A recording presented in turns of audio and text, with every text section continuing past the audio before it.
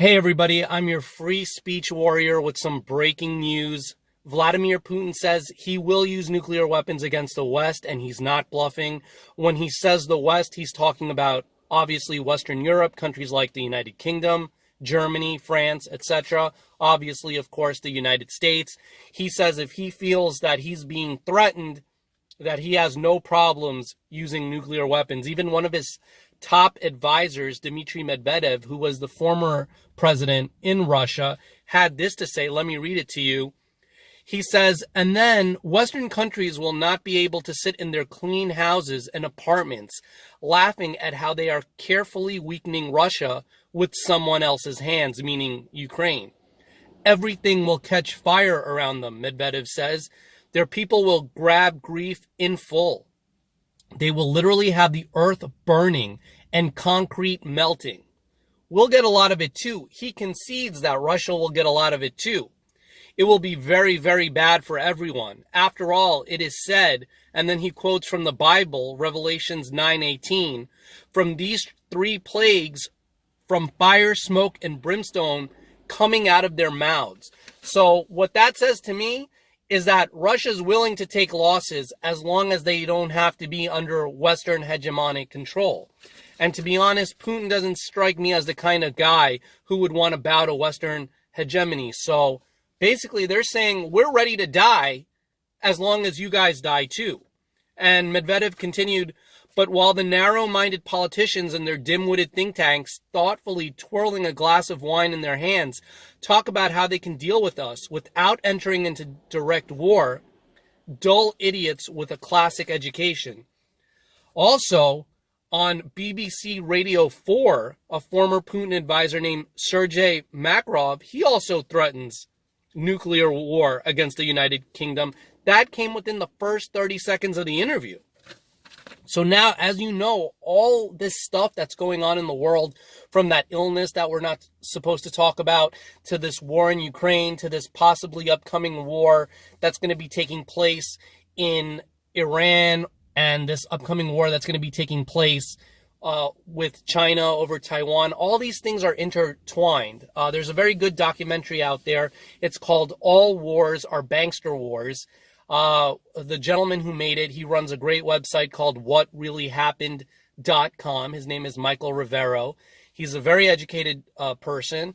It's a great documentary that you definitely should check out. And basically, the United States and the global Western economy died in 2008 when there was that financial collapse. And ever since then, the banks have been printing tons of money and injecting it into the financial system. That's why for over the past decade, after the financial collapse, stock markets, the price of stocks have gone up, real estate has gone up, because they're injecting money into the system. Now, as you know, the Federal Reserve has said that they're going to raise interest rates. All these central banks, they all work in tandem with each other. They're all raising interest rates. They're all doing quantitative tightening. And the last time this happened, just a couple of years ago, when the United States was doing quantitative tightening and raising interest rates under Trump, we had a crash in the financial markets, which led to a pivot. Then this illness came, which gave the perfect excuse to print even more. So now what we're seeing is the Federal Reserve, Jerome Powell, raising interest rates by 0.75%, continuing quantitative tightening.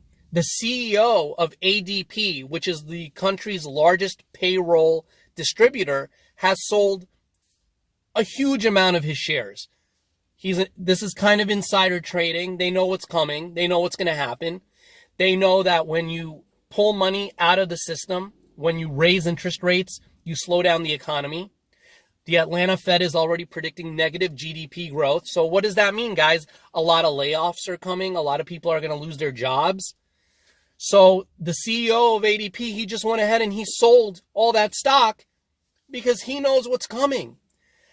And the thing that scares me is, yes, the economy is going to get bad, but instead, maybe they're just going to go to World War III with Russia. Maybe it's worth it because the central bankers will kill anybody that they have to kill, anybody that they have to die to maintain their control, so that we keep using their money, so that we're in debt to them. As you know, every time a dollar is produced, more money, more than a dollar, is owed back to the central bank.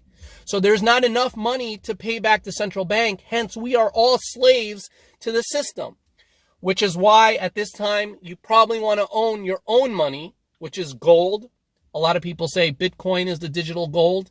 It is this thing that's on this network that is doing the job that people do. People have ledgers and people have accounting, and they have to know where the money went, and they have to keep it on the system. Bitcoin does that on its own. So it's a very valuable thing, and it's totally decentralized. I know there's thousands and thousands of cryptocurrencies, but Bitcoin is the only cryptocurrency that is totally decentralized and that nobody controls. So we're entering very scary times, because if the economy starts going bad, which it definitely looks that way, because that's what happens when you do quantitative tightening and you start raising the interest rates. If that's what's going to happen, then they might just go to nuclear war. They just might say, screw it.